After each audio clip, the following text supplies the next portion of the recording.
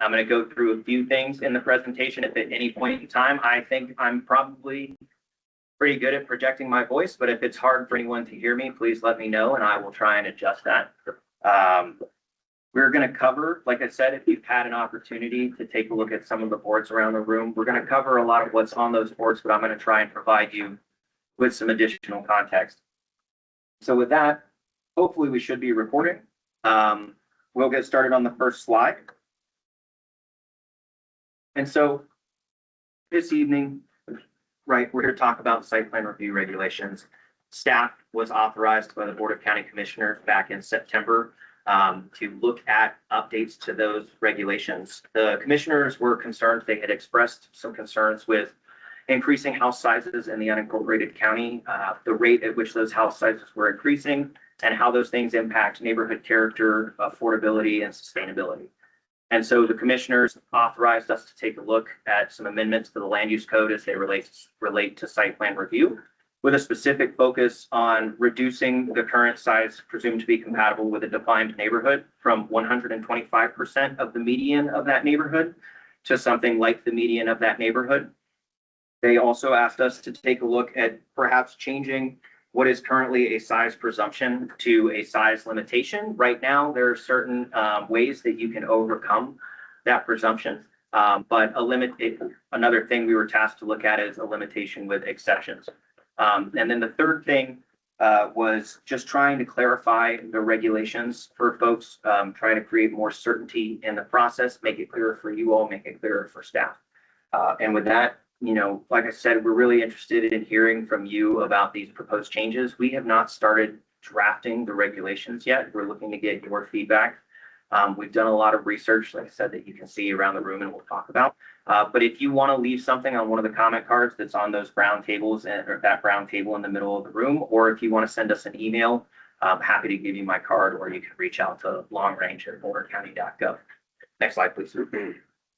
So understanding that not everyone might be an expert in site plan review, I wanted to try and do a little bit of level setting and explain what site plan review is and some key components of site plan review. If you have gone through the site plan review process, or if you work regularly with the site plan review process, this is going to be a very basic primer for you. You probably already know a lot of this, but for folks who don't know anything about site plan review, hopefully this will give you some context as to the regulations that we're talking about. So us as the county being concerned about the size of homes in the unincorporated county is not really anything new. We've been concerned about it for at least 30 years. Site plan review regulations first went into effect in 1993 in the mountainous areas of the county, and then they went into effect in the plains the next year in 1994. And the purpose of those regulations were to try and mitigate some impacts of development and some impacts to neighborhood character that we were hearing residents of the county express about new development. And then in 1998, we updated the regulations with some additional criteria to sort of address very specific impacts.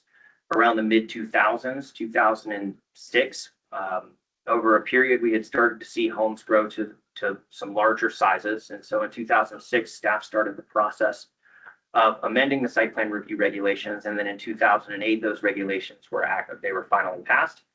They made some changes, but the key change, and one of the changes that we're talking about in detail, right, is the size presumed to be compatible with a defined neighborhood. And so that was completed. We came up with a way to define a neighborhood. We came up with a way to measure the size of residential floor area and structures in the neighborhood. And we came up with a way to kind of define what we meant by residential floor area when we're talking about floor area. So over the next couple of slides, I'm just going to talk about some of those things, what the defined neighborhood is, what we mean when we say residential floor area, what we're talking about when we mean a size presumption, because there are very specific things in the code that hopefully I can try and explain. It's a lot to take in if it's not something you're familiar with. So again, feel free afterwards to ask questions.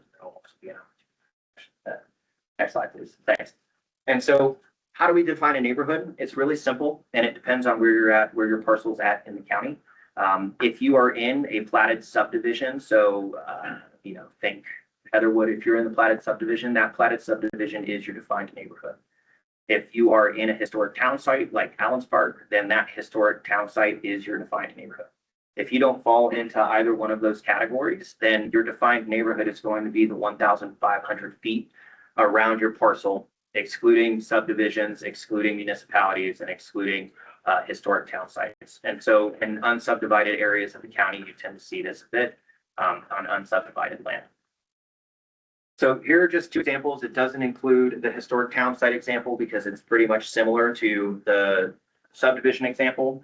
But right here we have a subdivision, and this blue area with all of these squares inside is that defined neighborhood for any parcel that's going to try and undergo residential development that requires a site plan review.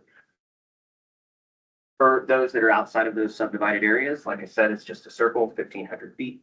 In this instance, this subdivision parcel right here would actually be excluded because we exclude those. So residential floor area, the simplest way for me to describe it, when we're talking about residential floor area, we're talking about floor area that's used specifically for a residential purpose. And so that includes the principal structure of the house.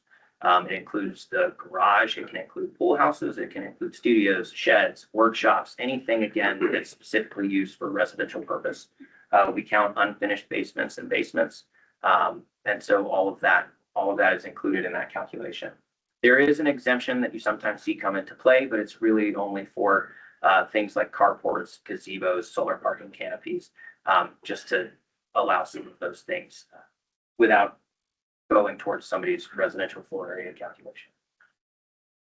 And so the size presumed to be compatible, right? It's a way for us to measure the compatibility of the neighborhood when people are coming in to talk about proposed residential development, to measure the compatibility of that proposed development with the existing neighborhood.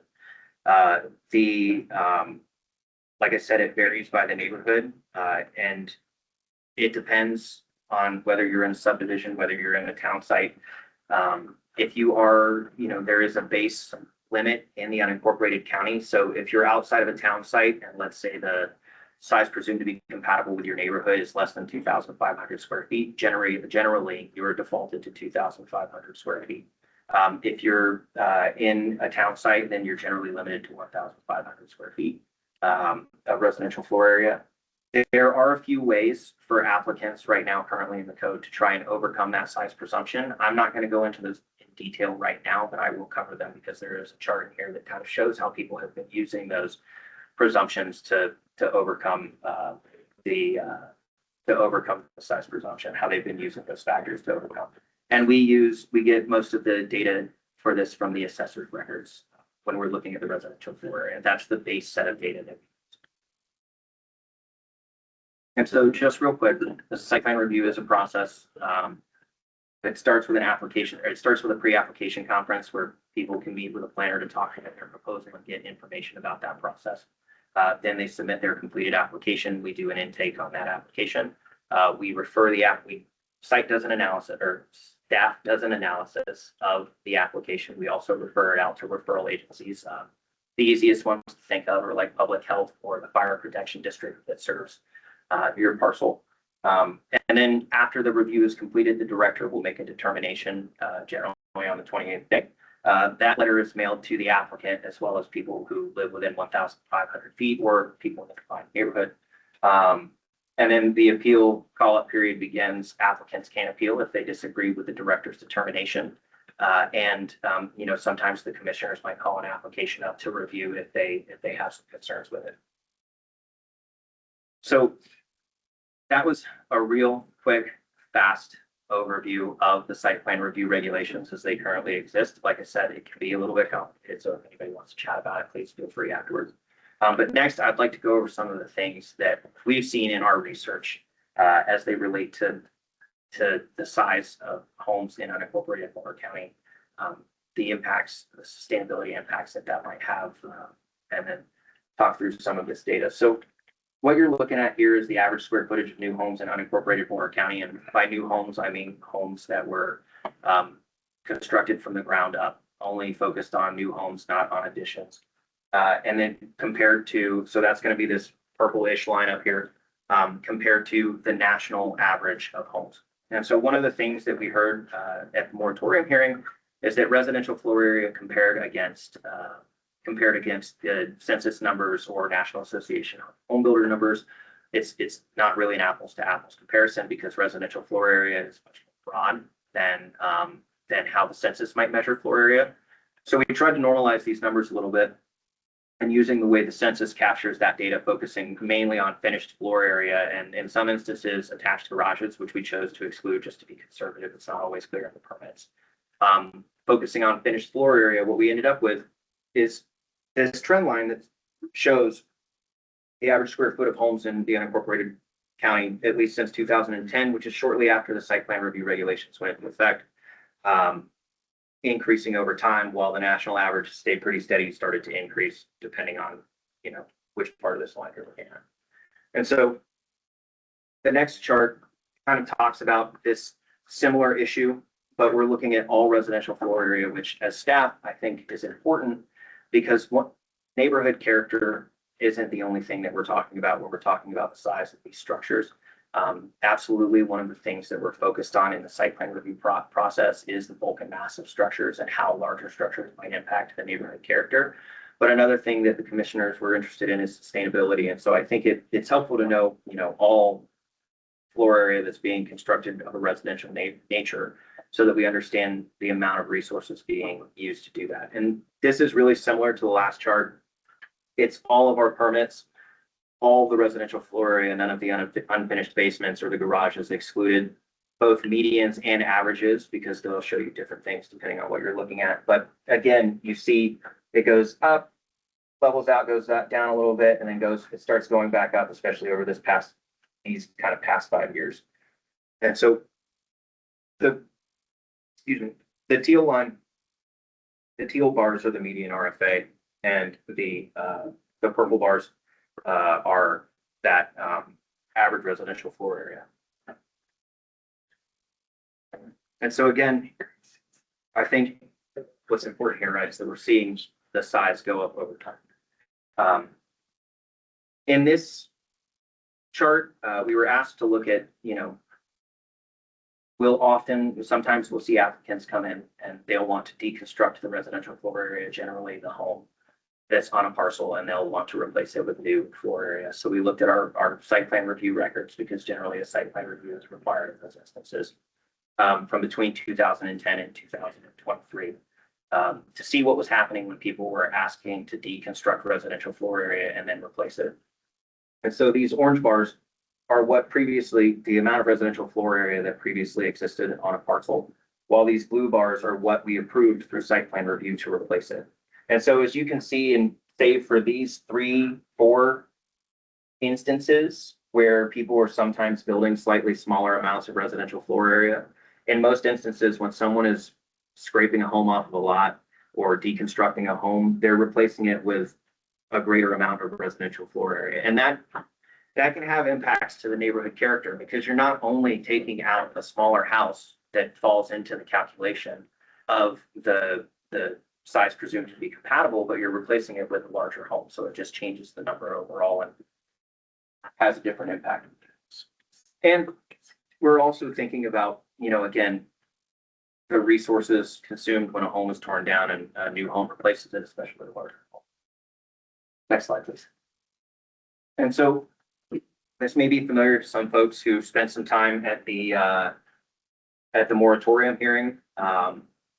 We looked at SPR requests compared to the size presumed to be compatible with a defined neighborhood. Without getting too much into these numbers, SPR isn't only required for adding residential floor area. We see SPR if somebody wants to change the use of their parcel. So we looked specifically at site plan review SPR applications that were related to people who were trying to add floor area, and there are certain amounts of floor area that trigger the requirement for a site plan review. And so of all the records that we reviewed that were related to floor area, which was about half of these, the SPR requests that we had related to that were in more than half the time, it was for amounts over the size presumed to be compatible with a defined neighborhood. And then just under half of the time, it was under the size presumed to be compatible with the defined neighborhood, but usually over the median. So next slide, please. Hey, Ethan, there's just a request to speak a little bit louder if you can. Okay. I'll just assume that this is good, and if I see people say no, it's not, then I'll try to go louder. So to go back to these factors to overcome that I was discussing a little bit earlier about the ways we see people try and overcome the size presumption, those more than half where people tried to overcome the size presumption, in almost all cases, 91% of the cases, they were approved for something over the size presumption. So generally, when someone asked us to overcome the size that was presumed to be compatible with their defined neighborhood, they overcame it. What these bars are showing is the factor that they used to overcome that size presumption. And we have different factors for different situations. But as you can see down here, the factors that were relied on by folks most often were related to distribution and adjacency. And how you usually see that play out is somebody has a parcel and there are parcels adjacent to that parcel that have larger residential floor areas. And so we look at the residential floor area for those parcels and we look at the median. We say the median is higher and we might give them that additional floor area. It's a very simplified way of explaining it. And then visibility. So oftentimes you might see someone screen additional floor area by building a basement or using topography, something like that. We have these other factors that people can use that try, to incentivize certain behavior. There are some instances where someone is preserving a historic structure and we want them to do that so we don't count it towards their total residential floor area. There are instances where people are already over the size presumed to be compatible with the neighborhood, and maybe they want to do a small addition, so we give them a one-time 200 square foot addition that they can make. Retrofitting for energy efficiency, we've seen that happen at least once that I can identify in the past 5 years of records. And then in some instances, people will demolish and then rebuild back up to the residential floor area that they had. And finally, conservation easements. When someone chooses to enter into a conservation easement, sometimes what you will see is a floor area allowance associated with those easements. And so we look at that agreement and we look at the impacts and we say, yes, this might be okay. But like I said, in most cases, what you're seeing people use to overcome is adjacency or visibility. So just to summarize all of that again, right? The average size of homes in the unincorporated county is increasing. The average size of new homes, which is causing an increase in probably the overall average. But on average, the size of homes in unincorporated Boulder County has been, like I said, going up. When we see people take residential floor area off of a parcel, we often see them replace it with more residential floor area. And when they are going through an application related to floor area, more than half the time they apply to overcome the size presumption, and they do overcome the size presumption. And then when overcoming the size presumed to be compatible, again, we see distribution and adjacency as well as visibility used to do that. So that was a look at some of the data that we have on file in our records that we reviewed, but we also tried to review some research related to sustainability, because one of the concerns that the commissioners expressed about sustainability was the amount of resources used in newer, larger homes. And so we looked at quite a few academic papers. If anybody wants the references, I'm more than happy to give them to you, but I've tried my best to summarize some of the key points or some of the key takeaways. And so one of the things that's been studied recently is the amount of operating energy that a home uses versus the amount of material carbon emissions that are contained within the materials used to build that home. And for an average home, which I think for this particular study that this graph is referencing was approximately 2,000 square feet, it takes about 23 years for this orange bar, which is the material carbon emissions, all of that embodied energy used to construct the home, to equal the operating emissions over time. It takes about 23 years. So that's all these blue bars being cumulatively added up over time. And some have argued that the material carbon emissions are of greater concern because if we are trying to meet certain climate targets, right, the emissions associated with materials are already in the air, or already in the atmosphere, whereas operating emissions occur over time. And next slide, please.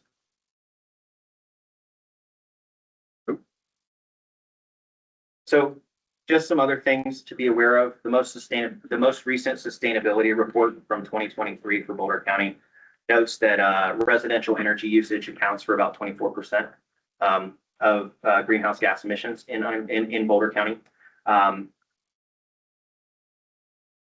New homes in unincorporated Boulder County, based off of the research that we've done, I feel comfortable saying that they likely consist of greater embodied energy than similar homes built in other areas of the United States, as well as other. I mean, they're larger, so they have more materials, which is a higher material carbon emissions count, and because of the climate area that we're in, greater insulation required to reduce the amount of operating energy used might use more materials, which increases that little bit of carbon intensity. One of the things that researchers noted was that there are a slew of options to consider when trying to look at the size of structures and greenhouse gas emissions and meet sustainability targets. One of the things that they came up with was retrofitting older homes, which we know works, as well as reducing the carbon intensity of energy sources, but also just reducing the overall size of homes. And then finally, what they had noted was that in areas where the population is wealthier, the amount of emissions per capita tends to go up because the size of the structures or the amenity loads that are associated with some homes. And so in trying to quickly tie it all together and stay under what I tried to give myself 20 minutes, the homes in unincorporated Boulder County are getting larger, and that does impact the physical character of a neighborhood. And they also, we can conclude that if you build a larger home and compare it to a smaller home that's built to the same standards, the larger home is going to have a greater impact on sustainability. And if we want to achieve our sustainability objectives, one of the things that we have to think about, other than just operating emissions, is the overall carbon emissions associated with the materials we use.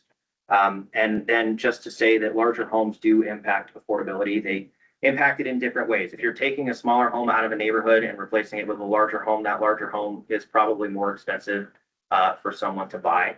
But another way that these homes do impact the adjacent property owners or others in the neighborhood is that it can increase their tax valuation, which might drive up the tax bills for people who are just living in the neighborhood but haven't really done any work to their home. I know that was a lot. I tried to move fairly quickly. I hope it was somewhat clear. I'm happy to hear your thoughts about it, feedback. Just want to cover a few more things real quick. So after this, we're going to take your input. We're going to work with staff, look at the direction we've been given, look at some of the things that we've heard from other staff who work with the site plan review regulations quite frequently, to start drafting regulations. We'll probably do that over the next couple of weeks, to maybe a little bit longer than that. The draft will, as is tradition for us, the draft will be posted online for public comment. And then there will be a meeting, we'll hold a meeting to kind of explain the proposed changes that we've proposed making. And then ultimately, if everything goes smoothly throughout that process, the next major mile marker after drafting is the Planning Commission, which tends to be a public hearing. I will say, for those of you, if you want to participate, that's another opportunity.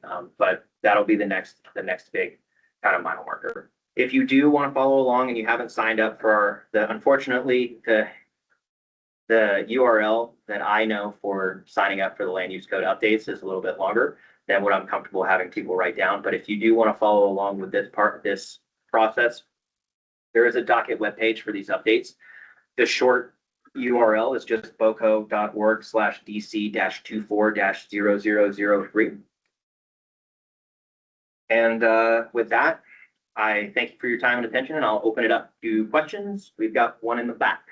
So these regulations are only affecting unincorporated Boulder County, Yes. not the cities, not Boulder. So it seems like we're getting penalized. To me, I think you can build sustainable housing and make the regulations more. I mean, you're taking the presumptive size. You're going to limit the presumptive size in unincorporated Boulder County only. Yes. Okay. So I should have said this at the beginning, but when we're talking about land use code updates for the land use code updates that we make, they only apply to unincorporated Boulder County. So we're gonna carry the climate load for Boulder and Longmont, and I mean, that's what you make it sound like to me, because it stretches much farther. But if the cities, I just don't, to me, it's an unfair, proposition. And I'm not saying, I think people can build sustainable, larger homes, but what's weeds all about? I mean, and, you know, ground source heating and solar, and I mean, there's ways to make less of a carbon footprint. Right, and that's, And I don't know, we sequester carbon for a living. So I feel like if we want to build a 3,000 square foot house, I don't know. I don't know. It just seems so limiting. After 35 years of being in agriculture, and now you're telling us you're gonna limit the size, you're gonna take the size down even farther. So I feel like unincorporated Boulder County is gonna, I don't know. And I'm curious, as we cross those thresholds, we are already required to meet higher standards for energy efficiencies. So by becoming a larger structure, the metrics are different and we are offsetting that. So what is, At what point? yeah, so how big of a structure are we talking? Because you're right? If you're gonna build 5,000 square feet of conditioned floor area in the unincorporated county, then you're gonna have to comply with the net zero requirement. But net zero, it's a model, right? And what I feel comfortable saying is that if you were gonna build a 5,000 square foot house to those standards, as opposed to a 3,500 square foot house to those standards, the 5,000 square foot house, even though it meets net zero, it's still gonna use more operating energy, right, than a smaller home. And unless your home isn't connected to the grid, it's gonna draw from the grid. How is that true? If a net zero house, 5,000, 10,000, it's net zero.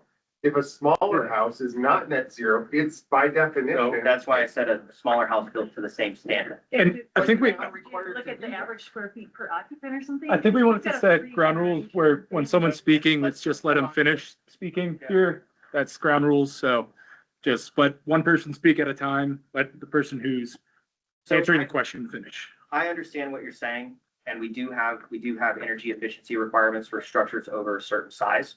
But again, net zero, like, yes, that's great. Unless you're not tied to the grid, when you're not, most of the ways that we see people meet the net zero requirement in the unincorporated county is a HERS rating and then solar. You're gonna have to draw probably from the grid at some point in time, and because of the energy mix that we have here in Colorado, that energy, which is becoming greener, which is good, it's, you're still causing some emissions. And so what I'm saying is that, yes, your 5,000 square foot home does have to meet energy efficiency requirements, but if you build a smaller house to the same standards, the larger home is going to use more energy. It's going to contain more embodied energy.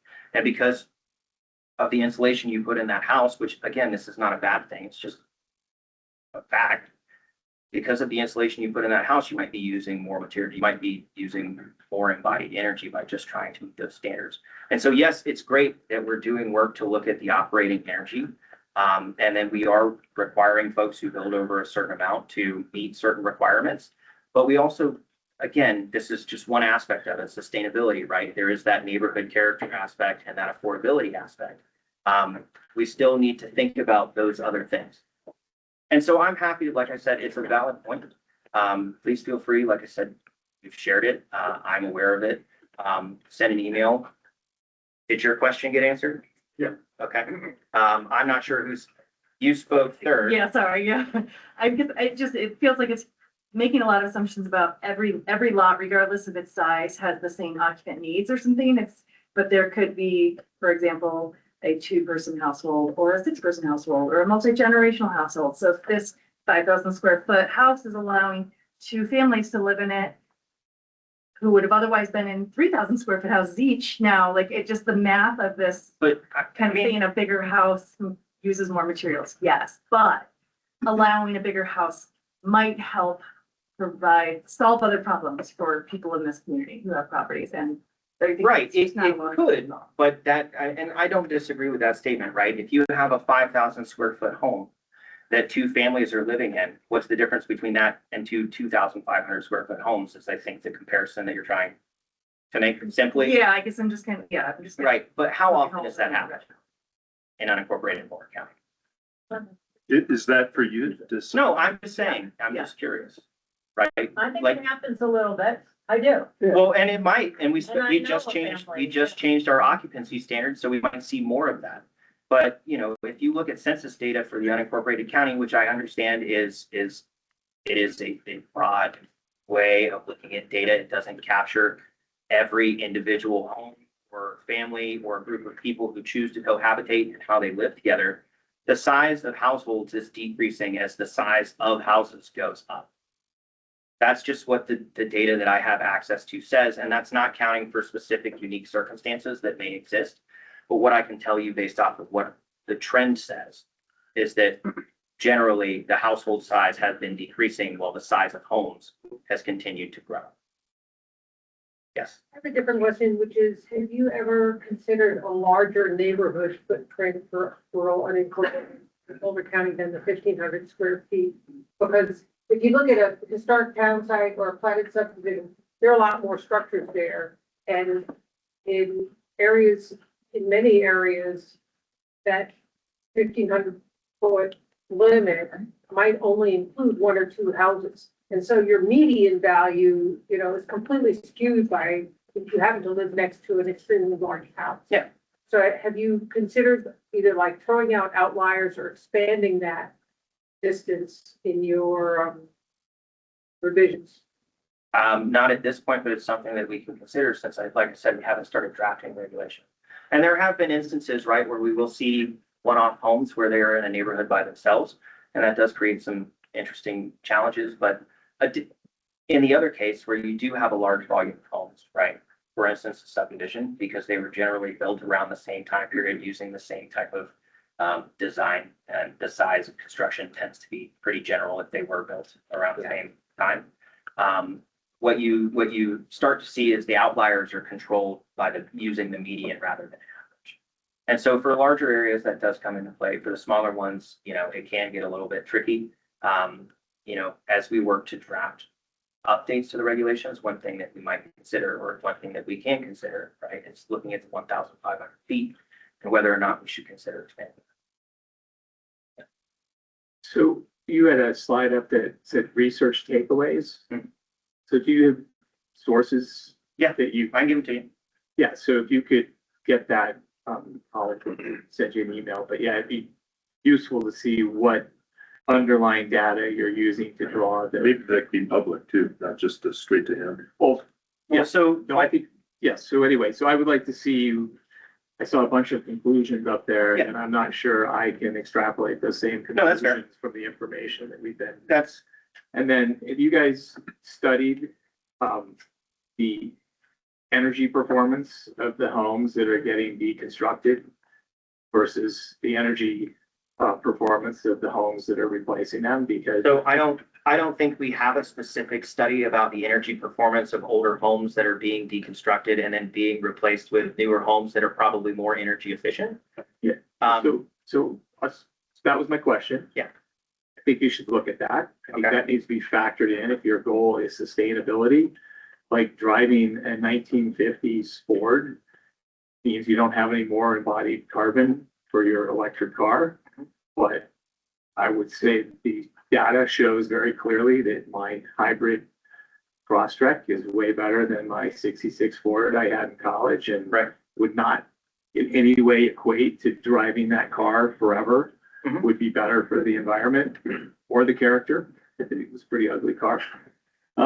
Anyway, so yeah, definitely that needs to be taken into account. And as a builder, nobody tears down a house that's in good enough condition to be remodeled. The stuff that's being deconstructed, from my experience, that we're recycling 80% of what we deconstruct, but doesn't go to the landfill. It's, people are not just, blatantly tearing down stuff that's worth saving. They're tearing down stuff that it's not cost effective to retrofit. And they're replacing it with net zero. Anyway, we've started also, I think making this assumption that embodied carbon is somehow evil or horrible. I can see why some people would feel that way, but I don't think that that necessarily is borne out by the facts. And when it's replacing something that's non-performing, you had 23 years to equate the savings of energy operational carbon with the embodied carbon. I don't know that that is completely accurate, but I think if you compare that to the performance of the house that's being removed, that equation completely changes. It might be like 4 years. Anyway, but the embodied carbon, the data is just not there, right? So we've started to try, so we've been focusing on performance and operational carbon for years and getting our building envelopes down to this really high performing building. And so we were just at the EVA conference I was telling you about.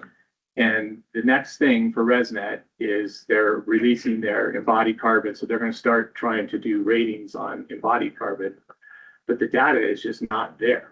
So you just cannot in any way measure the embodied carbon because the data is just not there.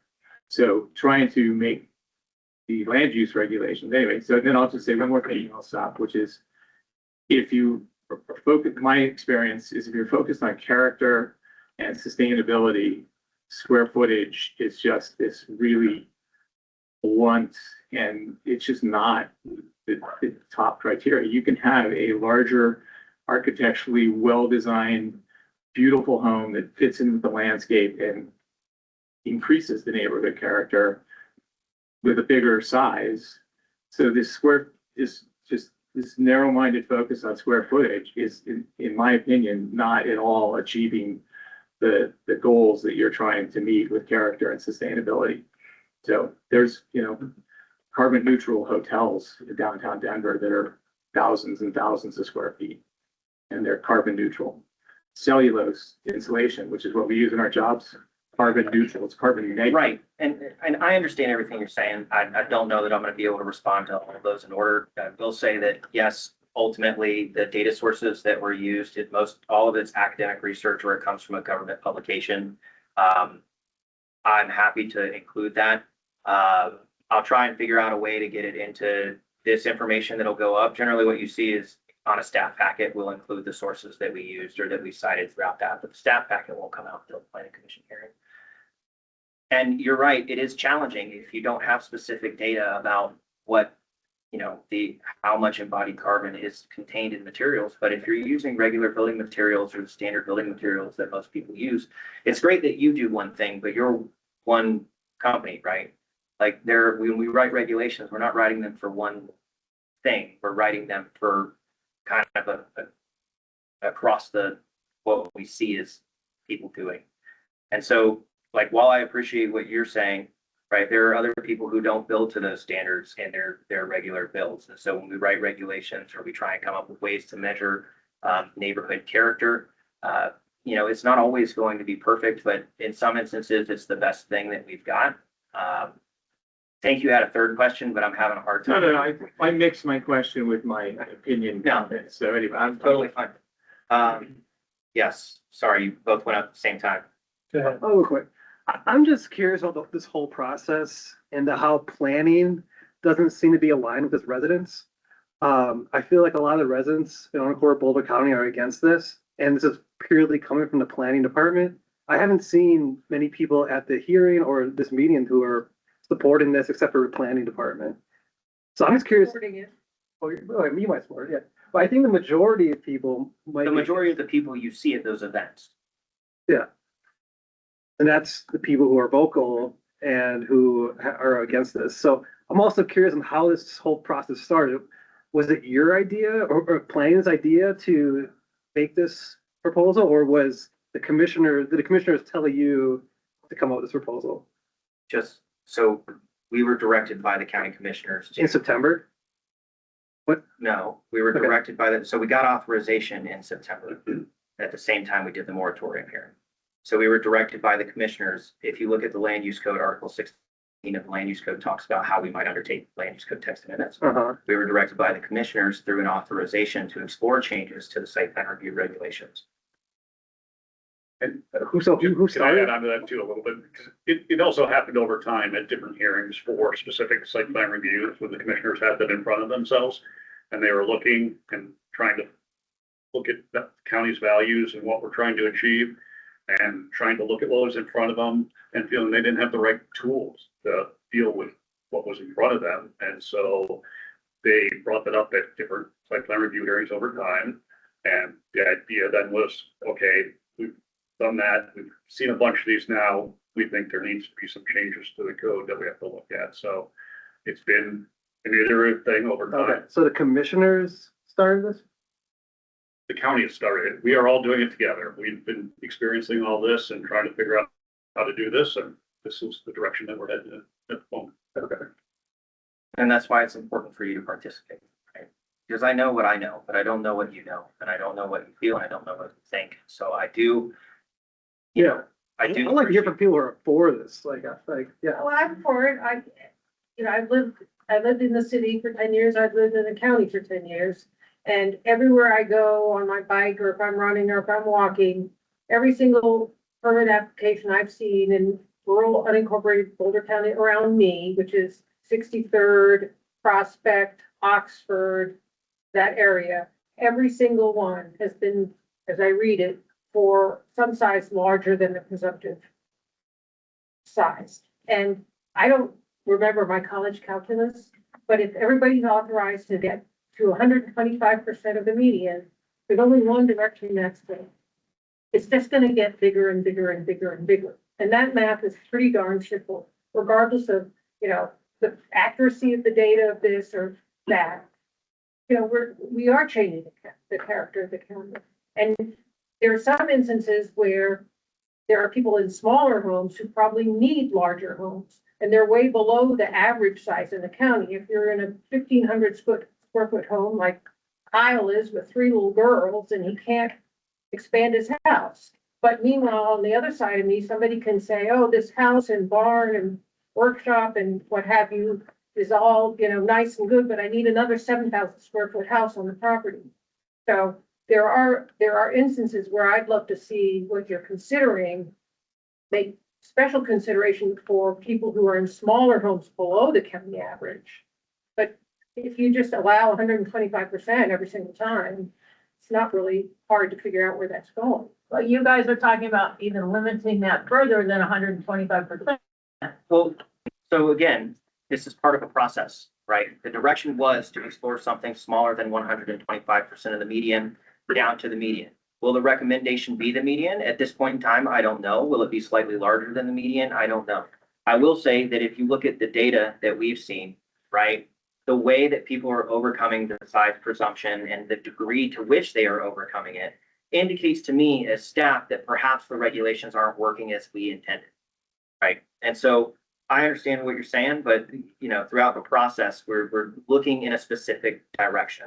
And unfortunately, I don't know what the outcome is. Yeah. That would make things a lot But easier. unfortunately, I'm in that other example. She was, and it's not just about me, it's about everyone living in the county and being in unincorporated county and being quote unquote limited.